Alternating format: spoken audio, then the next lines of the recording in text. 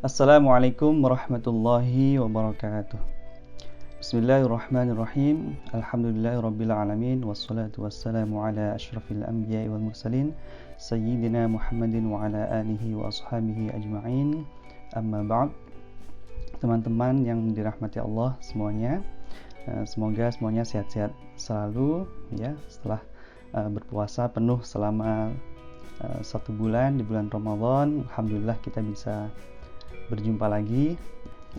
Selama masa pandemi ini, selama masa lockdown ini, kita work from home ya, kita ibadah at home ya, kita tidak bisa ke masjid ya, kita tahsin juga from home, dan halal bihalal juga from home ya.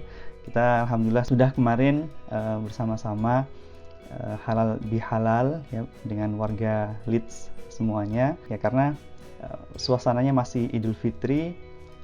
Saya sebelum tahsin kita mulai ingin sedikit membahas tentang halal bihalal.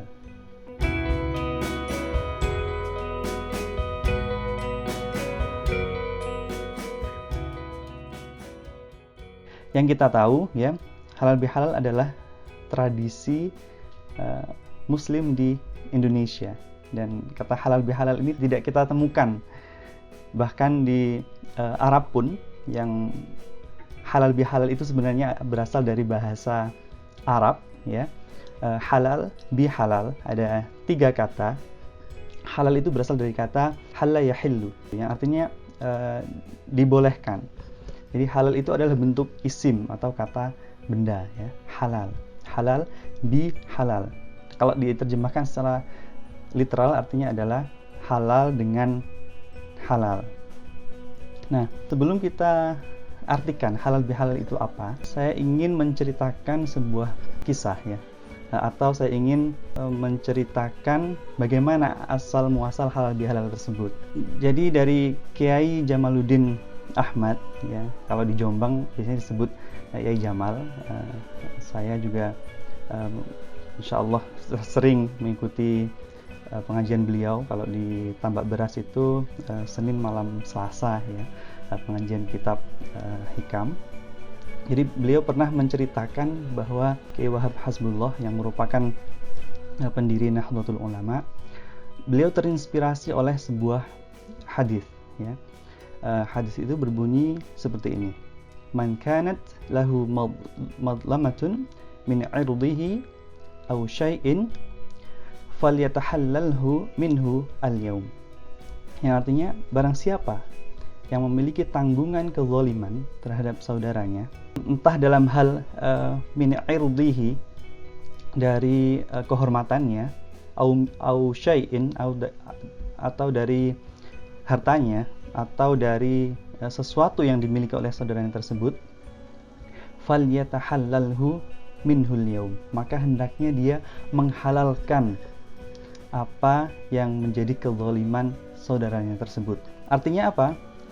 Misalnya jika ada teman kita, ya, saudara teman yang melakukan sebuah kezaliman berupa misalnya ya, kita diribain atau difitnah atau dijelek-jelekan, direndahkan martabatnya, atau hak kita diambil, maka pada hari ini al-yaum itu di sini artinya adalah di dunia ini, sebelum datangnya ajal, falyatahallalhu, maka hendaknya dia menghalalkan, meridhokan, mengikhlaskan apa yang sudah dilakukan saudaranya tersebut, qabla alla yakuna dinarun wala dirhamun, sebelum datang hari yang tidak berguna lagi harta benda. Dinarun wala dirham, dinar atau dirham, yaitu harta benda. Kenapa? Karena kalau sudah ajal tiba, ada orang yang punya tanggungan maaf, ada orang yang belum dimaafkan kesalahannya oleh saudaranya, atau ada orang yang belum memaafkan saudaranya yang telah berbuat salah kepadanya, tapi si orang yang pernah dizalimi ini sudah meninggal. Maka apa yang terjadi? In kana lahu amalun shalih ukhidha minhu biqadari madlumatihi.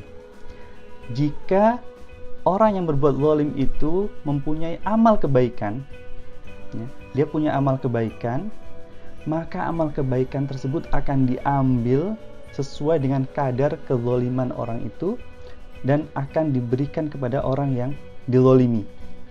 Jadi jangan sampai kita amalnya banyak, tetapi karena kita melakukan sebuah kezaliman kepada orang lain, kita tidak meminta maaf kepadanya, setelah itu amal baik kita tersebut diambil dan diberikan kepada orang lain. Nah, itu kalau kita punya amal kebaikan. Bayangkan kalau kita sudah berbuat zalim kepada orang lain, kita punya dosa pada orang lain, belum sempat minta maaf, orang tersebut sudah meninggal. Apa yang terjadi? Wa illam takun lahu hasanat ukhidha min sayyi'atin sahibihi fahummila alaih. Nah, yang terjadi adalah kalau kita tidak punya kebaikan yang bisa dijadikan kompensasi atas kezaliman kita kepada orang yang pernah kita zalimi, yang terjadi adalah orang yang pernah terzalimi tersebut diambil dosa-dosanya dan dibebankan kepada kita.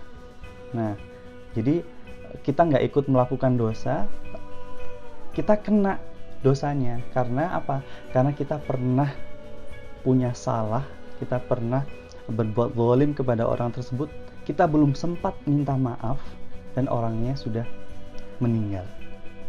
Seperti itu. Jadi ini adalah hadis sahih yang diriwayatkan oleh Abu Hurairah, ya, yang menjadi landasan atau inspirasi kenapa tradisi halal bihalal di Indonesia itu sampai sekarang masih terjaga, ya. Sebenarnya kalau di negara-negara Arab sendiri tidak ada ya tradisi yang disebut halal bihalal, nggak ada. Tapi saling mengucapkan selamat, ya, kullu 'am wa antum bi khair atau taqabbalallahu minna wa minkum shalihal a'mal, itu di mana-mana ada. Tapi tradisi halal bihalal saling minta maaf dan memaafkan hanya ada di Indonesia ketika Lebaran. Nah, yang kita lakukan ketika halal bihalal adalah yang pasti jangan lupa kita saling mendoakan, ya. Jadi halal bihalal itu isinya pertama saling mendoakan. Kita ucapkan taqabbalallahu minna wa minkum shalihal a'mal. Semoga Allah menerima amal baik kita selama bulan Ramadan, ya, dan Allah membalas kita dengan kebaikan-kebaikan lainnya. Dan kita doakan lagi yang umum, ya. Yang umum itu minal aidin wal faizin, ya. Seperti itu. Yang umum. Nah, sebenarnya ini adalah short version, versi pendek dari ja'alanallahu wa iyyakum minal aidin wal faizin. Ja'alanallahu wa iyyakum, semoga Allah menjadikan kami dan antum semuanya dan Anda semuanya minal aidin, termasuk orang-orang yang aidin. Apa itu aidin? Aidin dari kata ada, yang artinya kembali. Aid, ya, Aidul Fitri, kembali kepada fitri. Minal aidin, orang-orang yang kembali kepada fitri, kepada fitrah.